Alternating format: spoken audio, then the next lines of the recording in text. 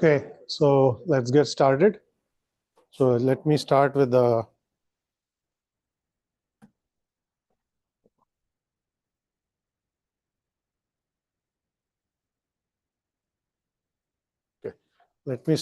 some announcements. So today we are going to start with the distributed system architecture. It's a new topic. We'll go through several different architectural styles. But in addition to that, I wanted to mention that we are going to be handing out Lab 0 today. Lab 0 is not a real lab. It's not going to be graded. It's just the setup you have to do on your computer to do the actual lab. Okay?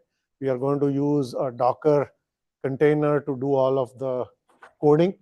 So Lab 0 just steps you through how to set up a Docker container on your machine so that you can actually perform all the things or do all the coding that you need to do when we hand out the actual lab in a couple of weeks. Okay? But we want to get this out of the way, so we'll hand that out today. Okay? All right. So are there any questions from last time about the syllabus or anything I mentioned before we start? Okay.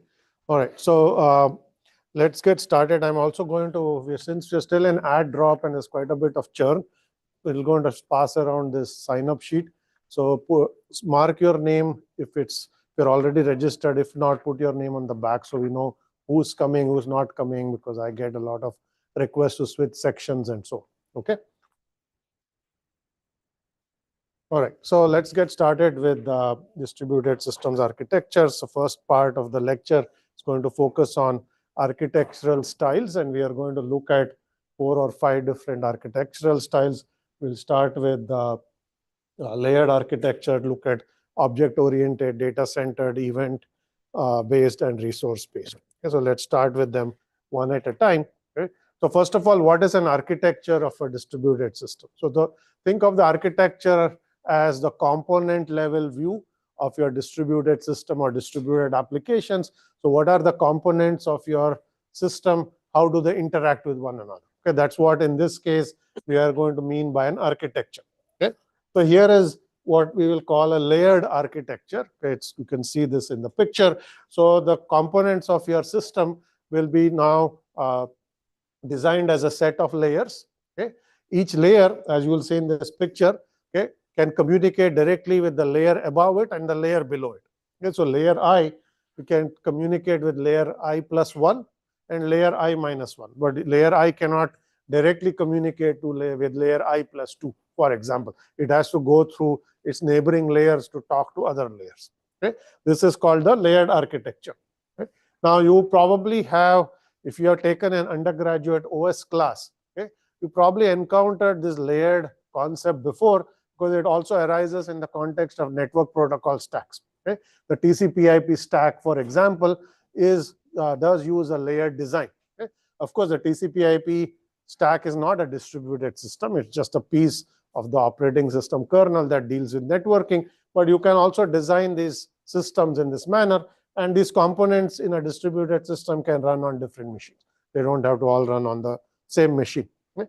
Now, the most common example of a layered system is multi-tiered applications.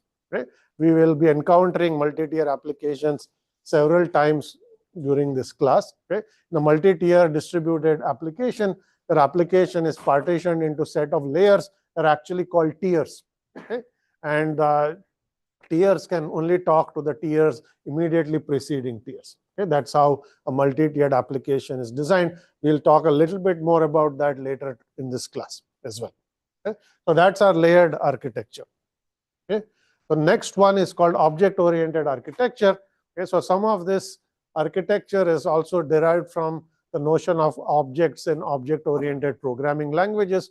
So you can design your distributed application in the same manner, okay, where your components are essentially objects. Okay? Now, unlike, let's say, a Java program where all the objects are in the same process of the same application, in this case, these objects could be independent processes that reside on one or more machines. Right? So these objects are themselves distributed across a set of machines, and objects communicate with each other by invoking the public methods on other objects. Okay? That's how this object-oriented architecture is designed. Now, the main difference between this one and the previous one is, in this case, any object or any component can invoke a method on any other component. The layered architecture, you can only talk to your neighboring layers. Okay? And of course, here you are using object-oriented notions to design your application. The layered system does not require you to do that. So there's more flexibility in how application components are going to interact with one another. Okay? And this, as we'll see, is a popular technique in designing client-server systems. We'll talk about remote procedure calls in a class or two. You will see that that's where it's also popular. Okay. All right. So the next one is event-based architecture, and there's a picture there that shows you what this is. Okay. So in this case, the components of your applications, which are shown here, okay, they can be one of two types. Okay. You can have a component that's called a producer or a publisher, okay, that produces data or events for the application as a whole. Okay. And the other type of components you can have in the system are called consumers. Okay. Consumers are going to consume data. Okay. So you will have some set of producers, okay, components, some set of consumer components. Producers are going to produce data or requests. Consumers are going to consume that data or process those requests. Okay. The main thing that you have in the event-based architecture, okay, is this thing in the middle, which is labeled the event bus. Okay. So the event bus is the component in your application that is responsible for ensuring that any data or events or requests that are generated by publishers are delivered to the right consumers. Okay. Because it's not like any producer produces data, it's going to go to any arbitrary consumers. So you have to make sure that the right types of events and data are delivered to the right types of consumers. And that is the responsibility of the event bus. Okay. Consumers in this case are going to subscribe to certain types of events. Okay. And that subscription is going to be known to the event bus. So when a certain type of event or data is published by a publisher component, it will check which subset of the consumers to deliver it to and only deliver it to those consumers. Okay. So that's called a producer-consumer paradigm, or publish-subscribe, pub-sub, producer-consumer. They mean the same thing. Okay. That's one way of designing distributed applications. This one we are going to come back to at the very end of the class, maybe in the last couple of lectures. Okay. So this is a specific type of architecture that we are not going to look at for much of the class, but we will come back to it at the end. Okay. But it's something to keep in mind as well as an architecture for designing distributed applications. Okay.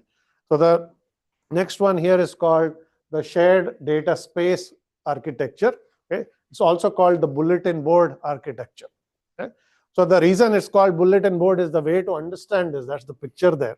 Okay. But the way to understand this is the way you will actually use a bulletin board to disseminate information. Okay. A physical bulletin. So what do you do with a physical bulletin board? You can go and put notices on a bulletin board, right? And then someone else can come and look for anything that's of interest to them. Okay. So the same kind of idea here.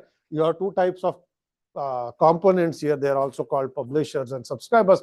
Publisher publish notes onto this bulletin board. They are not addressed to anyone in particular. Okay. When you put something on a bulletin board, you don't address that notice to any specific individual. It's just something that you think is of interest to multiple members of the community who might go and look at this bulletin. Okay. So consumers can then go and query for any matching notices on this bulletin board, and then the bulletin board system will deliver whatever matches their interest. And so, for example, you can say you are trying to sell off your furniture because you're moving. You put a note there. Maybe someone else is looking for furniture, and then they can go and look for that type of note, but not other types of notices. Okay. So a similar example in a distributed system context. Okay, this is why it's called bulletin board architecture, because the realization of the bulletin board is through a shared data space. Think of it as a database. Okay.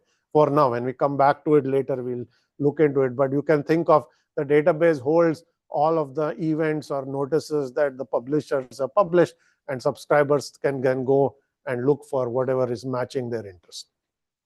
Okay. So it's different from sending messages. You are actually going to a shared medium to communicate, which is your bulletin board in this case, or the shared data space. Is this clear?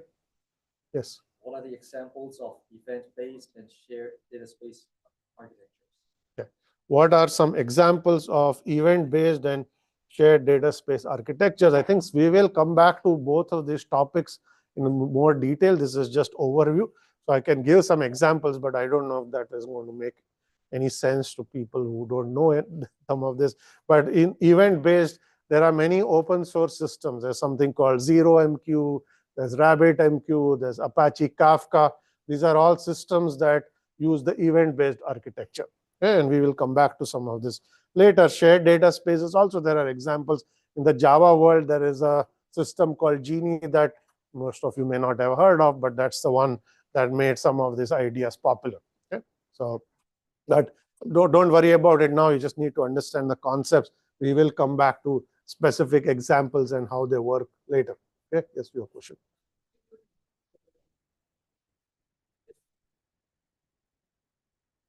Okay. So question is, can you give an example of where you would use an event-based versus a shared data space? So I think I've already gone through 4 or 5 different architectures, not one, and there are 2 more coming, 2 or 3 more coming. So the goal here today is not to say we know everything about this architecture to decide which one to pick for a particular application. Okay? So you just need to know what these are, and then as we go through the course, you will get to understand them in a lot more depth, at which point you will develop a better appreciation of when they should be used. But having said that, I think the one example of an event-based system is message passing. If you have an application that relies a lot on message passing, often you use an event-based architectures where you publish the events as messages, and then they get routed to the event bus to the right component. So if your application has a message passing flavor, okay, an event-based architecture could be used. Okay? That's one example. Shared data space is somewhat different. Okay? This is used in many kinds of scenarios where you might not know ahead of time what are the other components in the system you're interacting with. Okay?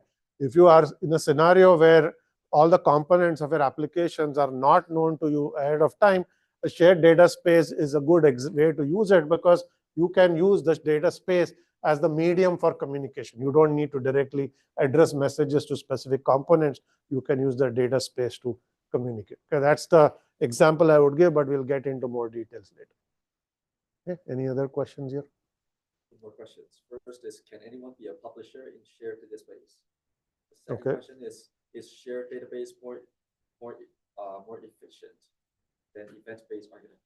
Okay, so I would not say anything about efficiency right now, because we don't know anything about these systems to discuss that in detail. We'll get to efficiency later. But as far as who can be a publisher and who can be a subscriber, that's up to the application designer. You got to design your application and figure out which components will publish and which components will be consumers of your application.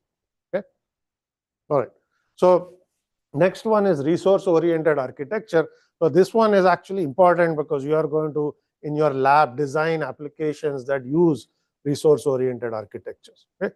So resource-oriented architectures are also called REST-based services. Okay? REST is an acronym that stands for Representational State Transfer. Okay? So a lot of web services that you encounter today are essentially REST-based services. So what does this mean? Okay? So what REST-based services do is they essentially use HTTP messages to communicate between components. Okay? Rather than using many other types of techniques to communicate, REST-based services are essentially web-based, so they use HTTP. Okay? So what happens in a REST-based application is any resource or any procedure or any function you can call or any type of data passing, all of that is going to happen through an HTTP message. Okay? And in particular, all the resources essentially have a unique name that's a URL. Okay? Any operations on that resource are invoked by calling that URL with some function that you can then invoke using that URL. Okay? So this is called a REST-based architecture. So if you have a web service that essentially not just uses HTTP, there are many web services that might use HTTP. That does not make them RESTful. To be RESTful, you also need to expose all your resources as unique URLs, and all the interactions are by invoking those URLs for those resources and performing operations on it. And the operations that you can perform will be implemented to standard HTTP messages. So these are called get messages, put messages, delete, and post. We'll again come back to HTTP and look at this in a lot more detail later. But for now, all you need to know is you can call an URL, and the kinds of operations you can perform on that resource are essentially get, which means that you are asking it to send you some data, put, which means you're sending some data, delete, you typically don't use, it means you delete the resource, and post is very similar to put. And what comes back as an HTTP response is a JSON object. Okay? So basically an object that is a set of key value pairs, okay, that tells you what is the response to the operation you perform. Okay? So if you design your application this way, it's going to be called a RESTful application. And you will see how to design it. We will actually design several as part of the labs that you are going to implement. Okay? So that's service oriented. And now there's another one called, that's called resource oriented. There's another one called service oriented architecture that I did not actually go into, but it is something that you will hear about. Okay? In a service oriented architecture, the components of your application are partitioned into a set of services. Okay? Each component provides a very specific service, okay? And the services communicate with one another. Okay?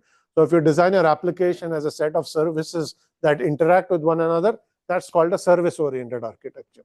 Okay? If you design it where you essentially use HTTP and you use URLs as resource names, and you use HTTP HTTP messages to communicate, that's called resource-oriented. Okay? And if you use your application components are a set of objects, and you are essentially using methods on objects to communicate, you are in the object-oriented architecture. Okay? Now, these are not very distinct because there may be overlaps. Okay? So, for example, you can have a service-oriented architecture, okay, where the services are exposing HTTP interfaces. Okay? In which case, that service-oriented architecture is also a RESTful architecture. Okay?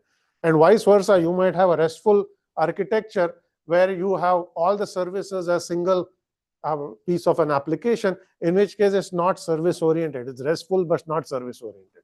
But if that RESTful architecture has multiple components, each of which you can think of as a service, that RESTful architecture is also service-oriented. So there is going to be some overlap. So distinction are not strict, but you got to understand what each of these mean at a high level. Is this clear? Okay. All right. So this is very high level stuff, right? We are going to go into all of the details later on, but you just need to know these terms and what they mean at high level. All right. So we have finished part 1 of the lecture. So just a reminder, as always, to not use any devices in class.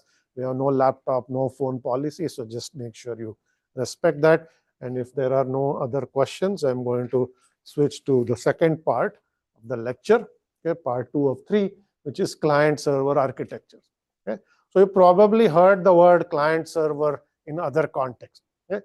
It's a very popular way of designing your distributed applications or distributed systems, where some components are essentially going to provide services. They are called servers. Okay? The other components that invoke these services are going to call clients. Okay? The simplest one is where you have one server that provides some service, multiple clients accessing that server. Okay? That's a client-server system. Okay? And the way you can see the interactions in this client-server system is through what is called a timing diagram that shows what is happening in the system. This is a very trivial timing diagram here, where there are 2 components. There's a server component, the x-axis is time. There's a server component, and there's a client component. Anything that is dotted means that component is waiting for something to happen. If it's dark, that means that component is executing. Okay? So the way you will understand this, so this is just a client making one request of the server and getting a response. Okay? But the way you are going to understand this is initially the server is just waiting for the client to make a request, which is why you see that the server is dotted. The client is executing, okay, on some other machine. It will then send a request to the server. That request will go over a network. It will arrive at the server. Okay? Once it arrives at the server will actually start executing that or processing that request, which is why you see that it's now dark line, and the response goes back. While the server is processing the request, the client is just waiting for the response. So you will see that this is dotted, and then the client continues execution. Okay? That's just an example of how you will understand this types of timing diagrams. We'll get into many more complicated ones later on. Okay? So let's look at the client-server architecture in some detail. I'm going to start with some examples. The first one is a toy search engine. Okay? It's not how a real search engine would be built, which is massively distributed, but it's a conceptual view of a simple search engine. Okay? So there are three layers here. Okay? The top one is called the user interface level. The middle one is the processing level, and the bottom one is the data level.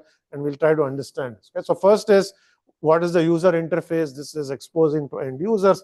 You can think of it as a search box in a browser. Okay? That's our user interface. Okay? So now that's clearly something that will be at the client, because the client will have this interface. They will use it to send requests to the server. Okay?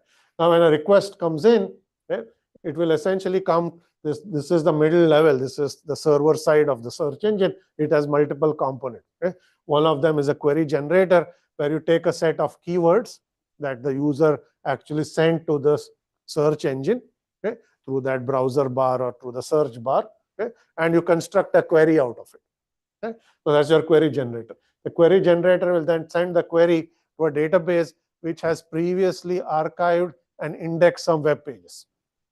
Okay? That process is not shown here. That's done through something called a crawler, but that doesn't matter from our perspective. All the web pages are indexed and they're stored in the database. Query comes in, you look for matches, and then you generate a list of matches. Okay? Then it goes to a ranking algorithm, the page rank algorithm that's going to say, here are all the matches. Let me order it by some relevance. Okay? So it will reorder the matches based on what might be the most relevant response. Okay? All of this still happening on the server side. And then you will take that set of responses and construct an HTML output from it. Okay? That's your HTML generator. Okay? And that page is then sent back to the user interface. And then the user will see the responses to their query. Okay? So simple idea of how a search engine works. Of course, there are a lot more complexities we just glossed over, but you get the basic idea. Right? So there are three things here. There's the user interface, which is what users or clients are using to interact with the server. There's the processing set of components. And then there's a data layer, which is where the data is stored for the search. Okay? Many distributed applications are going to follow these three layers, and we have these three types of components. Okay? All right. So that basically brings us to this notion of multi-tier architectures. So you will have to think about these layers as essentially implemented as a set of tiers. Okay? Each tier is now talking to the next tier. That tier talks to the next tier. So this is following the layered design that I just showed you a few slides ago. Okay? So keep that in mind. But now I'm going to give you essentially a much broader example that shows you how you can take whatever I showed you in the search engine example and generalize it some. Okay? So our application has three types of components. There's a user interface that you expose to the end user. Okay? There's the processing tier, which we call the application tier. Okay? And then there's a data tier or the database. Okay? Now, there are many ways you can design your application. Okay? And this is showing you a spectrum of choices. So you will see that all of these, there are several figures here. They're all cut into two. Okay? And there's a dotted line that's separating the two. Okay? The way you want to understand this is everything above the dotted line sits on the client machine. Okay? Everything below the dotted line sits on the server. Okay? And each of this is going to give you a different design point of what components you're going to put on the client, what components you're going to put on the server. And you will get different choices of how to build your application. Okay? So we can take a look at some of these. Right? So you can think of option B, which is the user interface, is at the client, and the application and the database is on the server. That's the same example we just saw. That was our search engine example. Okay? So we put the interface here and the application and the database here. Okay? But you will see there are other choices. So for example, the user interface is split. Okay? Part of the user interface is at the client, part of it is at the server. Okay? You have more sophisticated interfaces that do this. For example, if you have JavaScript, or if you have things like Gmail, or you're looking at your web mail, you might have part of the user interface is actually in the server end. Okay? You only see part of it on the client end. So that itself is split because the rest of the application in that case is always at the server. Okay? Or you can have essentially an example here where the user interface is completely at the client. The application tier is split between the client and the server. Part of it is at the client, part of it is at the server, the data is at the server. Okay? Can you think of an example that maps to that scenario?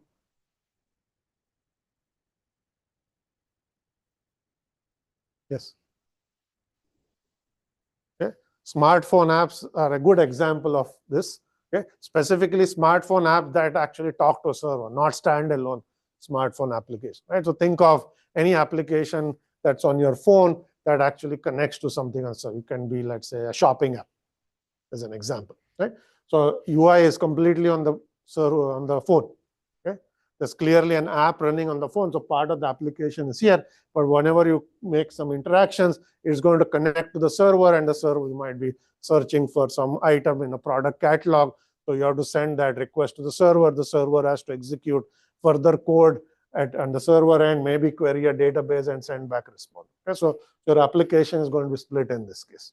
Okay? So this example maps nicely to things like phone apps. Okay? Or you can have something, as you proceed, you will have the user interface here. The entire application is on the client end, but you are just talking to a remote database. Okay? You can think about desktop applications where there's a lot more heavy-duty app running there, but you don't put the database on your machine. The database may be large, so you might just connect to a remote database on a server somewhere. Right?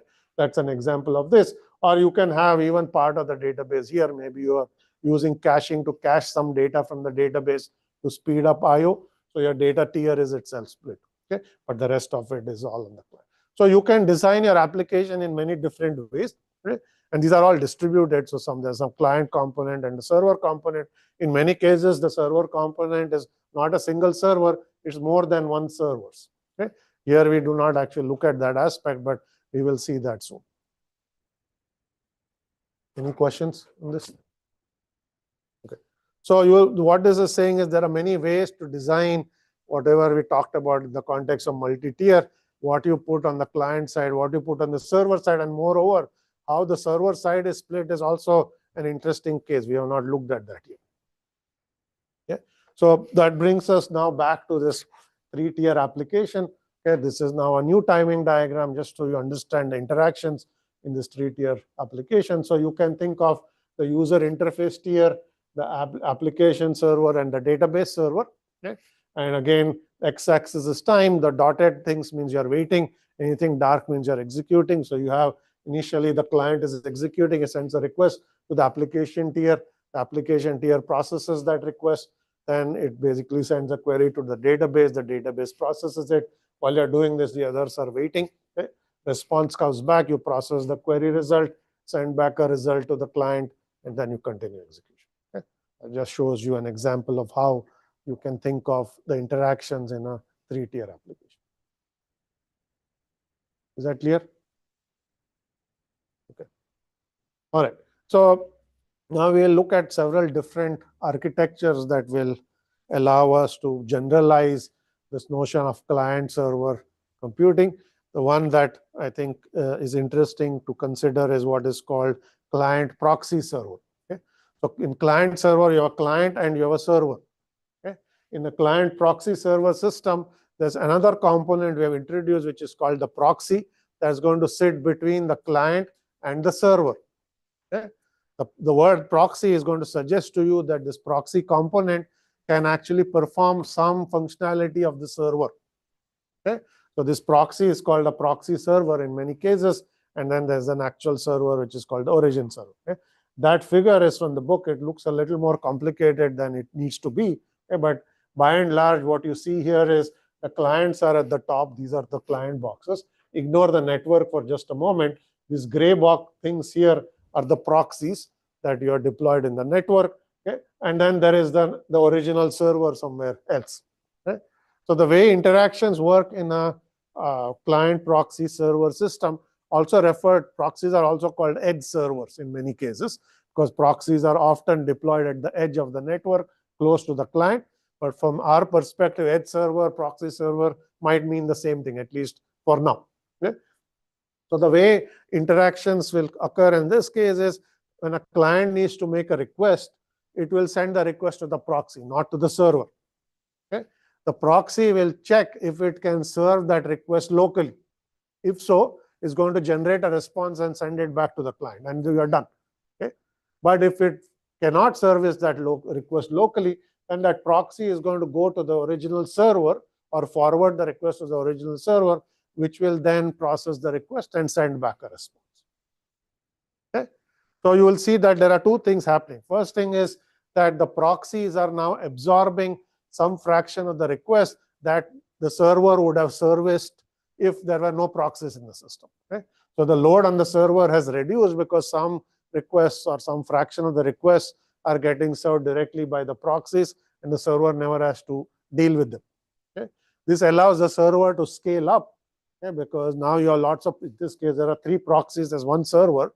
So that you can use the capacity of the proxies to serve many of your users without overloading the server. Okay? That's one thing. The second thing is the fact that the proxies are close to the clients. You will see that the clients are somewhat close in those 2 cases to the proxies. If you can use the proxies to serve those requests, the requests will have lower latency than if they went to a server. Okay? Because the proxies are at the edge of the network, you can also serve the requests with lower latency, which means the user can actually get faster responses. Okay? The simplest example, we'll look at many different edge servers, but the simplest example is one where you use the proxies to cache web content or cache streaming content. Okay? So you can think of these proxies as just being caches of content. So if you are now looking for a web page, or you want to go and, let's say, stream a video from one of your favorite streaming services, if the proxy already has that content, it can just deliver it to you and you'll get it faster, okay? Rather than having to go to the server. Okay? So this is how these proxy servers actually evolved. They started off as web caches, then they became content caches. Now they do more sophisticated processing as well. Okay? So that's edge server system. So this has now evolved into what is called edge computing, and we'll get to that after we talk about cloud computing. Okay, but this is essentially the origin of all of this new field, but it started off as client proxy server systems. Okay, all right, so that's end of your question. Okay, that's end of part 2. Are there any questions? Yes.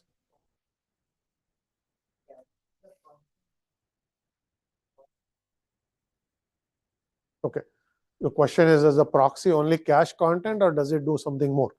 Is that your question? Okay. So the role of the proxy depends on the application. Right? So in some applications, proxies are just caches, and their role is limited to caching and delivering content. Okay? But in the more general edge computing model, proxies are full-fledged servers. Okay? They can run the same code that's running on the original server, in which case they can do a lot more sophisticated computation that you could have done on the server. Okay? So that's a different application. So the answer to the question is, the role of the proxy depends on what the application is using the proxy for. Is it just to store or cache some data, or is it to do some sophisticated processing? The proxy is a regular server, so it's capable of doing whatever the application needs it to do. Okay? So there's no limitation on what it can do. How is it different from the original server? The main difference lies in the server is supposed to be, say, remote. In this case, the proxies are deployed at the edge of the network. They're closer to the user, so they can provide lower latency services or other types of functionality like that. Okay? So it's not different in terms of hardware capabilities. It can be different based on where it's located and what it can do for the user. Yes. Can proxy servers become a bottleneck in this architecture? Okay. Questions: can proxy servers become a bottleneck in this architecture? Typically, you will have a system where there are lots of proxies. Okay? You can have a system with only one, but you will see here there are 3 or there are 4 proxies actually, and there's one server. So proxies allow the server to scale. So the proxies actually are not themselves a bottleneck, but they often remove the bottleneck from an original server, because in this case, all of the requests would have just been sent to the server, and the server could have a heavier load but now the proxies can absorb some of them. And if the proxy becomes overloaded, you can deploy more of them. Okay, that's the general idea. Proxy has the capability like the original. The question is, if the proxy has the need of I can do whatever the original server do, what's the reason to have the original server? Okay, the answer depends on what the actual application. It's not the case that the proxy might have all of the functionality. Okay, it might have some subset of the functionality. Okay, if it has all of the functionality, then typically you will not actually need the server except for just being the master copy. Because the proxies are not authoritative, they are just replicating content and replicating code, but the actual master copy is sitting on the server. Okay. Yes, question.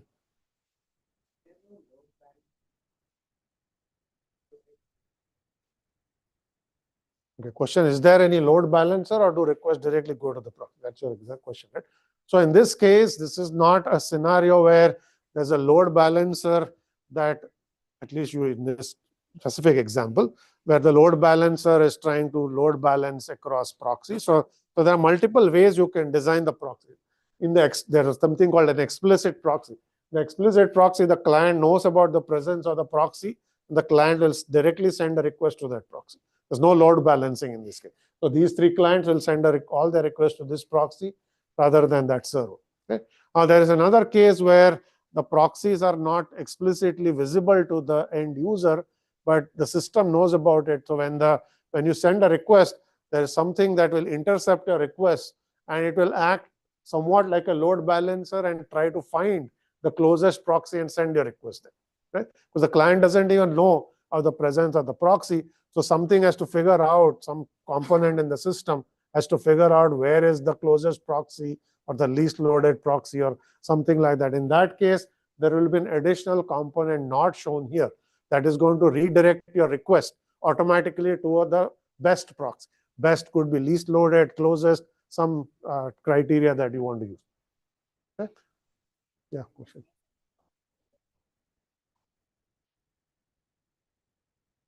Question is, if the proxy fails, will the application have a bottleneck?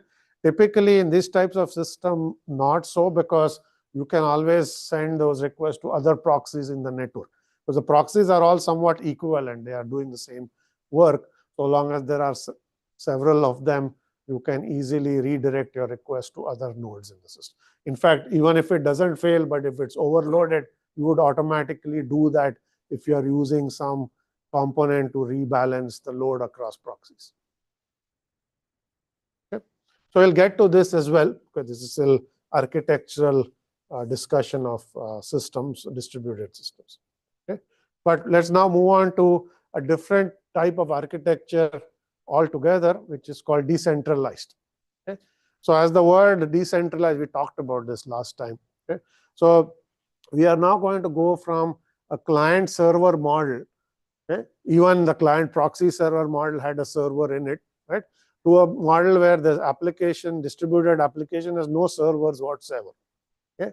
There are essentially components in the system that are going to be called peers. Okay. So all peers are roughly equal to one another. In particular, there is no server. A peer can act as a client if it's accessing services from other peer, or it can act as a server if it is providing a server service to other peers. Okay? So peers can dynamically take on the role of a client, a server, or be both, depending on what task they're performing. But there is no longer a server in the system. Okay? There are just a set of peers that are interacting with one another, and these peers collectively implement some application. Okay? What that application is orthogonal for now, but they'll implement some application. Okay? That is what we will call as a decentralized system. Okay? Peer-to-peer systems are a very good example of a decentralized system, and that's what we are going to talk about. Okay? So it removes the distinction between a client and a server. Peers will be distributed across a network, and they'll create what is called an overlay network. Okay? An overlay network is a logical network, okay, that runs on top of a physical network. Okay? Here is an example of an overlay network that has a topology of a ring. Okay, you will see that it's just a ring. Okay? Now, this ring doesn't mean that the physical network is a ring. It just means that you essentially have a set of peers that are communicating with neighbors, and they just formed a ring. Okay? The underlying network is still what it is. We don't actually show the underlying networking. Okay? But now this one is an interesting one because it's also referred to as the CORD peer-to-peer system.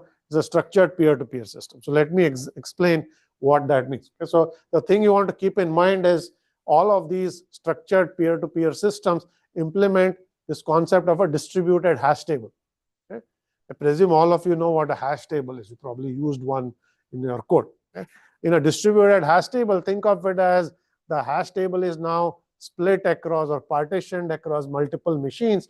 Each machine has some is responsible for some of the key value pairs of that hash table. Okay? Hash table is just a mapping function that you give it a key, it produces a value. Yeah, that's what a hash table does. So if all the data of a hash table is on one machine, that's just a standard hash table. Okay? In a distributed hash table, it's partitioned across multiple machines. Okay? So this peer-to-peer system are essentially implementing a distributed hash table to do distributed lookups. Okay?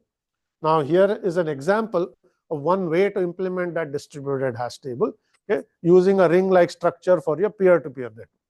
So the way you want to understand this is you will assume that there are n items in our system, okay, that are going to be part of the hash table. So the hash table has n entries in it.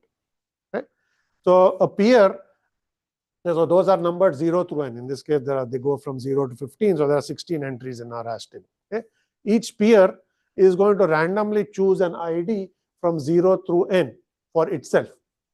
Okay? So all the dark circles are peers. So that peer chose an ID 1 for it. This one chose 4. That chose 7. That chose 12, and so on. Okay? So there are some number of peers. When the peer becomes part of the network, it has to pick a random ID that's not used by any other peer, and it will join the network at that location in this ring topology. Okay? Once it does that, what that peer has to do is it is now responsible for all hash table entries, okay, after the peer before it. Okay? So in this case, let's take peer number 12. Okay? The previous peer is 7. Okay? So the entries 8 through 12 are now responsibility of peer 12. Okay? So all hash lookups for items 9, 8 through 12, I have to go to 12, and then it will tell you what the values are. Okay? And so on. So essentially, your hash space is getting partitioned into smaller chunks. Okay? Each chunk is assigned to a peer. And this is a simple rule of how do you do that partitioning. You just say pick a random ID, and then all entries from the previous peer to this ID you picked are the responsibility of that peer. That's a way to randomize the partitioning of this hash space across the peers. Okay? So if a new peer joins, okay, so maybe these systems are dynamic, so peers are assumed to come and leave at any time. So if a new peer joins, it has to pick an ID. Let's say one joins and it picks 10. Okay? So then you repartition the hash space. So in particular, 12 will take some of the entries, which is specifically 8 through 10, and hand it off to 10, saying, now this is your responsibility. Okay? Or if a peer leaves, you have to take over the responsibility of that peer. So the partitioning of the hash space can be dynamic in a peer-to-peer system. Okay, that clear? So this is now what is called a structured peer-to-peer system. This is how the hash table is partitioned. Now, what I have not told you is when a request comes in, how does it get to the right peer so that you can do the lookup? Okay? So that is called, in peer-to-peer system, that's called query routing. Okay? So effectively, what's going to happen is that if the user says, look up item number 9, okay, it might be, and that user might actually inject that query to peer 4. Okay? So the peer 4 somehow has to forward the request until it gets to 12, because the item that you're looking for is at peer 12, and then you have to do a lookup and send back the response. Okay? Now, the process of forwarding that request along this ring to peer number 12 is called query routing. Okay? The simplest query routing is you just pass it sequentially until it gets to the peer. Okay? But that's effectively linear search.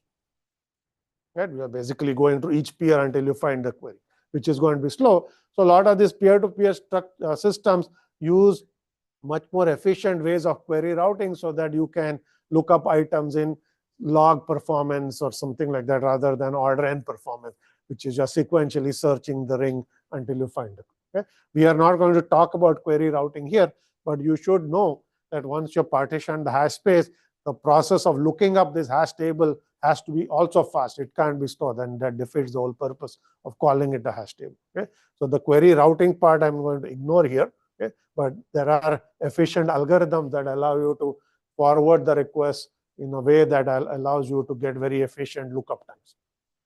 Okay? But let's leave that aside for now. With these distributed hash tables, also called DHTs, because that's the acronym, they're used in a variety of contexts. There are distributed key value stores that you will find in distributed system. There's something called memcached. That's a in-memory cache that allows you to look up items. There's a system called Apache Cassandra that uses distributed key value store. So this idea is now used in many different contexts. Okay? But it originated with something called this CORD peer-to-peer system. Okay? Any question here? Okay? And by the way, this is also called consistent hashing. Okay? That term is effectively means the same thing as having a distributed hash table. Yes, question on that. What if you have more peers than actual data objects? Okay, what if you have more peers than actual data objects? That will almost never happen, because you will have a lot more entries. But in this specific case, if all the peers join the network and there is no entry left, you cannot add any more peers, because you have maxed out the number of peers in the system. Okay, but that's not a practical, because the number of keys will be much larger than the number of machines you have in the system. You'll have millions of records in a database. We want have millions of machines that are part of a peer-to-peer system. Okay, so that's CORD. Here's another structured peer-to-peer system. This is called a content addressable network, or CAN. Okay? It's also a distributed hash table. Okay? But you should think of it as, rather in a distributed hash table, is a key value lookup. Okay? That's what a DHT is. You have a single key, you send it to the hash table, you get a value out of it. Okay? In a content addressable network, you have multiple dimensions to the keys. So think of, there are now 2 keys, okay, for every value. So you essentially have 2 inputs, key 1 and key 2, and you basically provide 2 inputs and you get an output. Okay? So that's a 2-dimensional distributed hash table. That's what is shown here. You can have any number of dimensions. You can have n-dimensional keys and you get a single value. So your lookup has to specify n attributes to get one value out of it. Okay? So this example is just showing us 2 dimensions. Okay? Now let's look at that example. Is the same scenario as before. Okay? Now you have not 1 but 2 dimensions. So rather than viewing the network as a ring, you essentially view it as a 2-dimensional space. Okay? Now each of these dots here are peers. Okay? So rather than picking a random integer as your ID, you pick a random vertex in this 2-dimensional space as your ID. Okay? So you will essentially have a peer, its ID is 0.2 and 0.3, because we normalized our keys to go from 0 to 1. Right? Now you can have them be integers, in which case they will be they look different. But if you normalize the key, assume that the key space goes from 0 to 1, you are essentially a 0.2 and 0.3, 0.7, 0.2, and so on. Okay? So what this does is, now rather than having all the entries from the peer before to you as your responsibility, here you get a bounding box, which is a rectangle. Okay? All values in the hash table that fall in this rectangle are the responsibility of that peer. All values in this one are the responsibility of that peer, and so on. Okay? So when a new peer is going to join the network, it will pick a random vertex. Okay? Let's assume it picks a vertex in this rectangle. Okay? So then that rectangle will get split into 2. Okay? And then the peers will redistribute the keys. The same kind of idea as before, but now we have generalized it to 2 dimensions. Okay? And so on. So you will see now, in particular, in the second figure, there's a peer that joined the rectangle for the peer 0.2, 0.3, and that got split into 2. Okay? And so on. And similarly, if there's a leave, you will have to rebalance the rectangles, because you always have a rectangular space you are responsible for. Query routing is going to be similar. Okay? You essentially have to route the query. The queries can be injected, or lookups can be injected at any peer. They have to send it to the right peer in the right rectangle to get the value. Okay? That's called query routing. Is going to happen in 2 dimensions in this case. rather than one dimension. Right? Now, the thing you want to keep in mind is from an expressive power standpoint, whether the DHT has one-dimensional keys or n-dimensional keys, they're equivalent. Just because you're two dimension here doesn't mean that this has somehow more power than the one-dimensional key lookup. To understand why, just take a simple example. Okay? Let's say in the previous case, your keys are file names. Okay? Let's say your set of PDF files that you indexed. Okay? So your keys will be, okay, find me the file foo.pdf. So you will go and look, is there a file with that name? And if so, you will say, here it is on this location. Okay? Now, in this case, the two attributes will be file name and the file type. So you are the extension. So key 1 could be foo and key 2 will be PDF. Right? So essentially, you split the key into two. So what you can do is, in the n-dimensional case, if you have k keys, you can just concatenate them together, and then you have the key for a one-dimensional distributed hash table. So in effect, the fact that your multiple dimension not giving you anything more in terms of expressive power, you can do the same thing with less dimensions if you want. Right? It's just a question of what makes sense for your application. What's the right type of query you want to pose? Okay. Is this clear? Okay.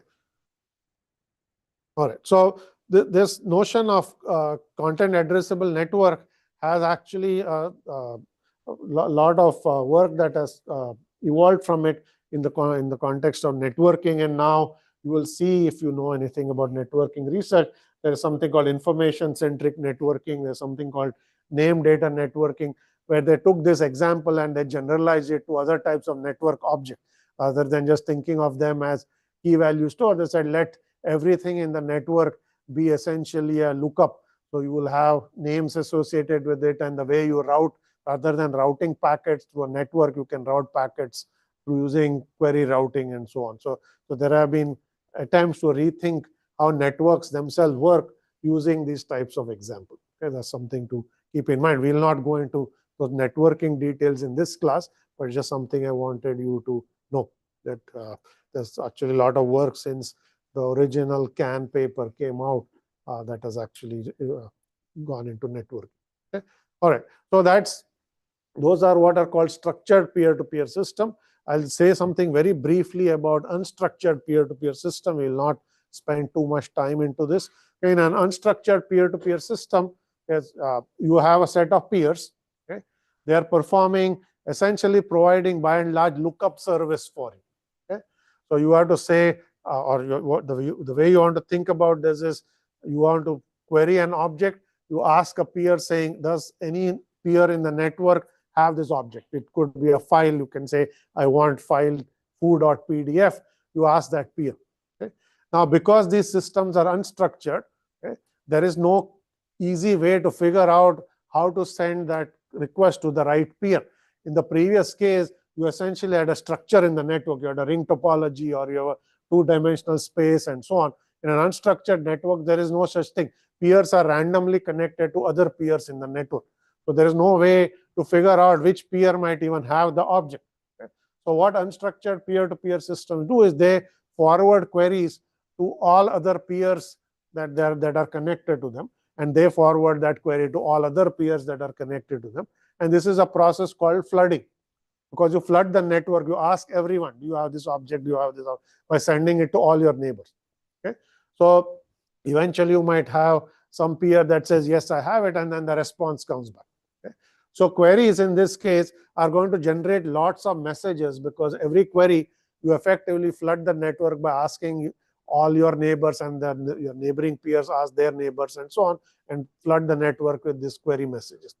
Okay?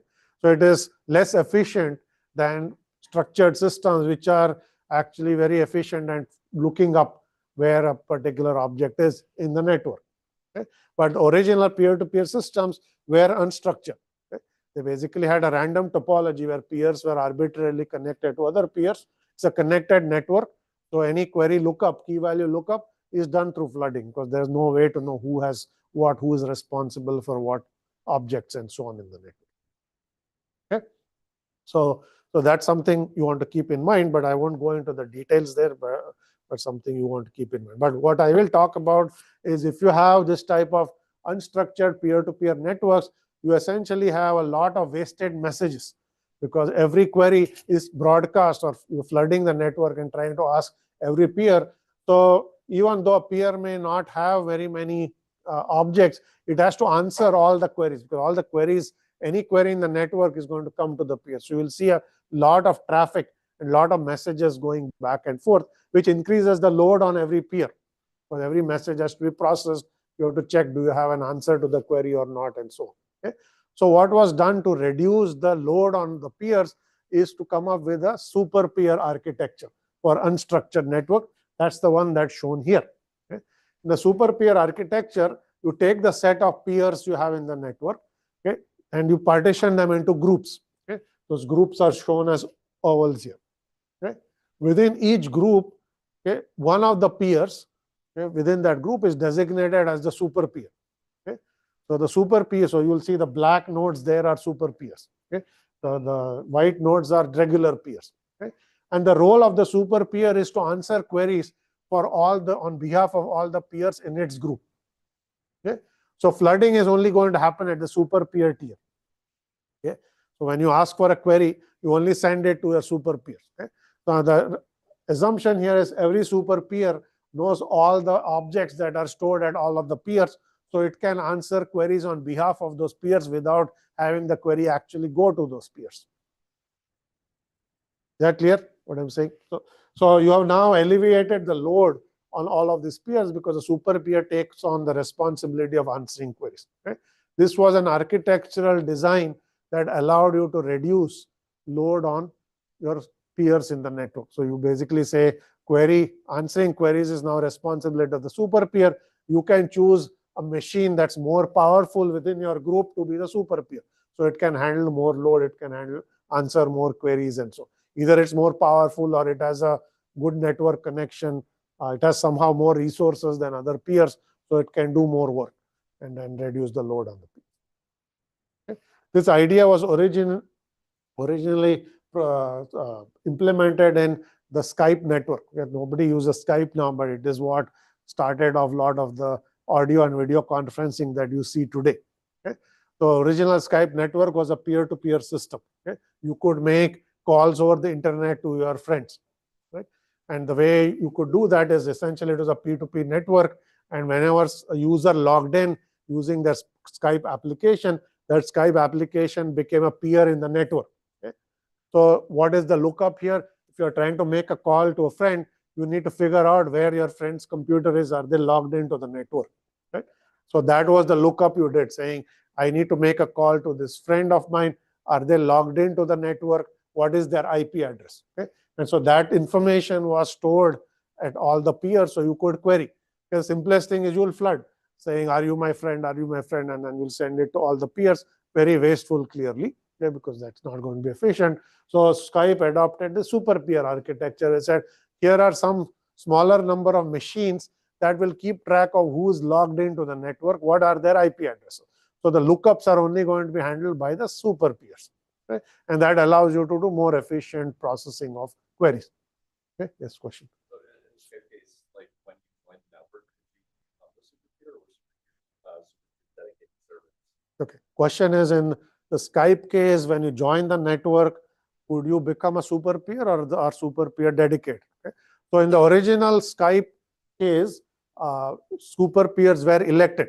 Okay? So if you actually had a powerful machine and you are logged into Skype, you would suddenly start seeing a lot of traffic coming to your machine, because your machine became a super peer and it had to now answer queries for machines in your cluster. Okay? That's how they designed it. And eventually Skype, as you know, got bought by Microsoft. So it's now a Microsoft application. So once they did that, they put all their super peers into their data centers. Right? So those were now dedicated machines that acted as super peers. So you didn't have to flood everyone. It just became more like a centralized service that kept track of everything. So you just asked the server saying, where is this user?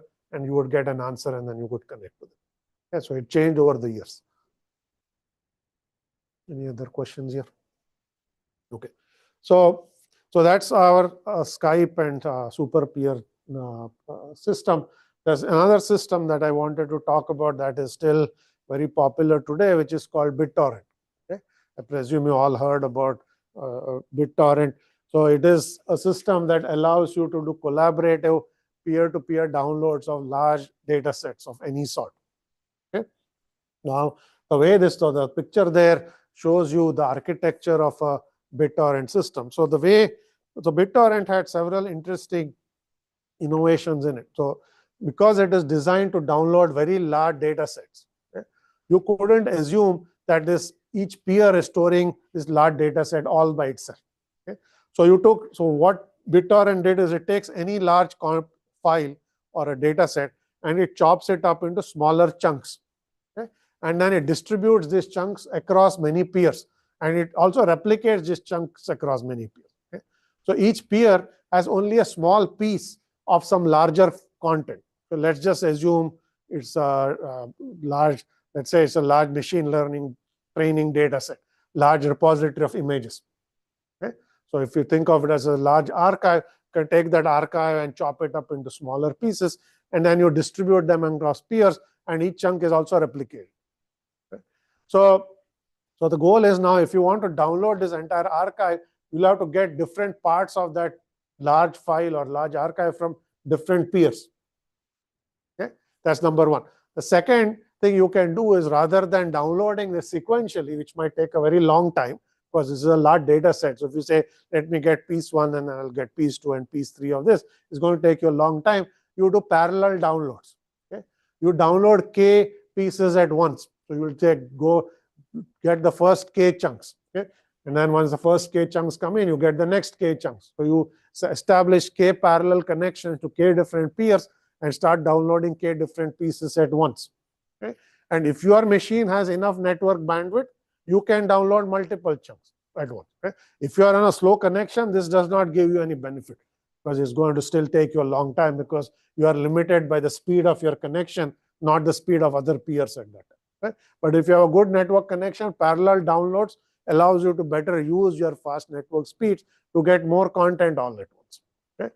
So parallel downloads was another innovation that you saw in BitTorrent. So it basically partitioned the chunks, it distributed it amongst multiple peers, and then you downloaded them and you reassemble the files after all the chunks have come. Okay? So that's one set of ideas. And the way all of this worked is, you essentially had to have some global directory of essentially where this file is kept. And so so think of it as, you could have a website. The website kept a file called a torrent, a .torrent file, okay, for every piece of content. So for each, let's say, repository, you have one torrent file. The torrent file is going to tell you about who has the content and so on. Okay, so first you have to go and get the torrent file from some server. The torrent file will have information about two things. One is called a tracker, and then the nodes. Okay? So the tracker essentially keeps track of which peers in the network have what chunks.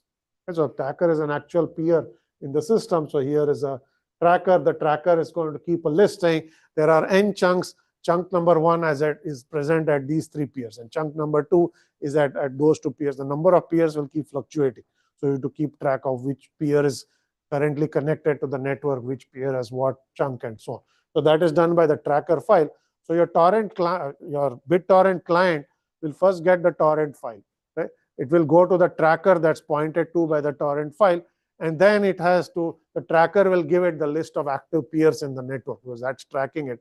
And then you go to each peer and start downloading a piece of content in parallel. Okay?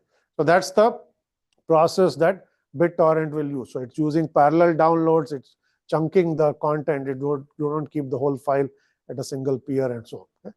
And the last thing that was interesting in BitTorrent was this notion of forcing altruism, which is, you want to make sure that peers are actually contributing to the network similar to the resources they're consuming from the network.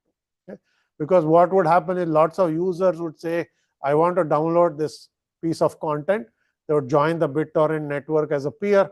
They would download the content, and then they would disconnect from the network, because their job is done. They got the content. Right?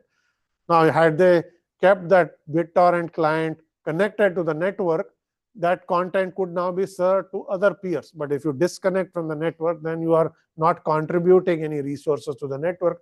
You're only consuming from the network. Okay? So what BitTorrent did is it essentially enforced a rule which said that if a peer is downloading more content than it's uploading, is downloading more data than it's actually delivering, then slow it down. Then when it tries to download more, send it at a slower speed. So then it takes you more time to download the content. Even if you have a fast network, you are not deemed to be an altruistic peer. You're deemed to be a selfish peer, which is only using resources, not contributing. So you get downloads at a slower speed. This was meant as an incentive for peers to actually contribute resources back to the network. So if you allow other peers to download from you, you will essentially be deemed to be an altruistic peer. So when you try to download next, you are not slowed down. You can download at whatever resources, network speed you have. So this is a way you can provide incentives in distributed systems for users to provide resources, or users to contribute their resources to the network, not just consume resources. Is that clear? Yes, question. I guess there was duplication in case someone is not online and they have to. Yes. So every chunk is going to be duplicated at more than one peer, right? So if a peer goes offline for any reason, you want there to be other peers who actually have that chunk. So a chunk, so a file is partitioned into chunks. Okay? Each chunk is replicated and stored at multiple peers. Right? So that's how. So a file is not only stored across multiple peers, each piece of the file is stored on multiple peers. Okay, so that will ensure that availability is high, even though peers might come and go. Any other questions here? Okay. All right.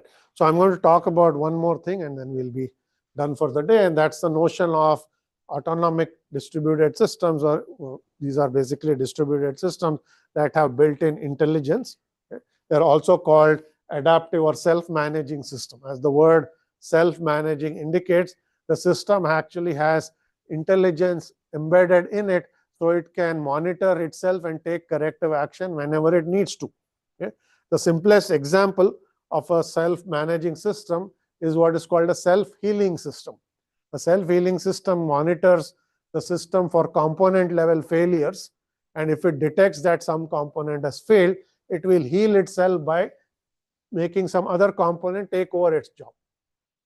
Okay? That's an example of a self-healing system. But self-managing system could be of many types. Okay? You could have self-healing, you could have adaptive, and so on. And by and large, the way we will encounter it is not only to deal with failures, but also many kinds of workload changes in the system. Okay? So here's an example of a self-managing or an autonomic website. Okay? So it will have this algorithm that is actually trying to do this automatic management as three components. First, it is monitoring the workload that's coming to that website. Okay? And then it's going to compute the future demand on the server, future load on the server as a result of the workload. So it will make some prediction saying, if these are the workload trends, what is the workload likely to look like in the near future? Okay? And then based on that workload, what is the load on the server? Okay? And then if you see that the workload is increasing or likely to spike, you might say, okay, the load is going to rise and the server might get overloaded. Okay? So in this case, this is where you take the action. If the server was simply overloaded and the system had no ability to do anything about it, then users will just go to the website. Website will not respond or be very slow. Users will not be happy, okay, because they're getting very bad performance from that website. Okay? But this type of system can predict that, and they can say, let's increase the capacity of the web server. Let's add more servers to the cluster that's servicing this web request. Or let's move the website to a bigger server with more cores or more memory. Okay?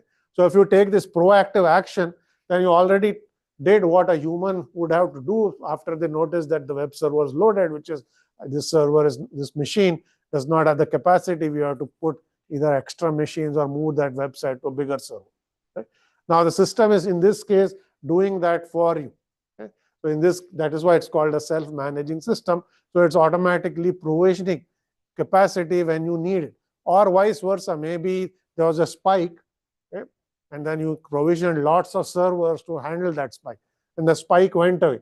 Okay? Now lots of idle servers just sitting there doing nothing. Yeah? You can then reduce the size of the server pool to say we don't need 100 servers for this website, maybe 5 are enough, but the workload spike has dissipated. Okay? So you can change the allocations of websites on the fly as one example of a self-managing system. Okay? Now this example is actually typical in a cloud-based website. If you deploy a website in the cloud, you can actually turn on these features where the cloud will monitor your workload and provision capacity automatically for you. Okay? So this is where some of these ideas have made it to actual systems that are seen in practice today. Okay? So that's the concept of an autonomic distributed system, where it has the ability to monitor itself, understand what's happening, and take corrective actions, okay, to deal with either failures or workload changes and so on. Any questions here? Okay. So I think we are done. I'm not going to go talk about feedback control today, but we are done for the day. I'm going to stop here. There is a sign-up sheet that went around. If you came late, just check a box, because I need to know who's coming for purposes of add drop and so on. Okay, that's one. And if for those of you who came late, I made an announcement at the beginning saying we are going to hand out lab 0 today. It's not a real lab. Okay, it's just setup that you have to do on your machine to prepare yourself for the real lab. Okay? So watch out for that and make sure you do all of the work to prepare yourself for the actual work that's coming down the road. Okay? So let's stop here.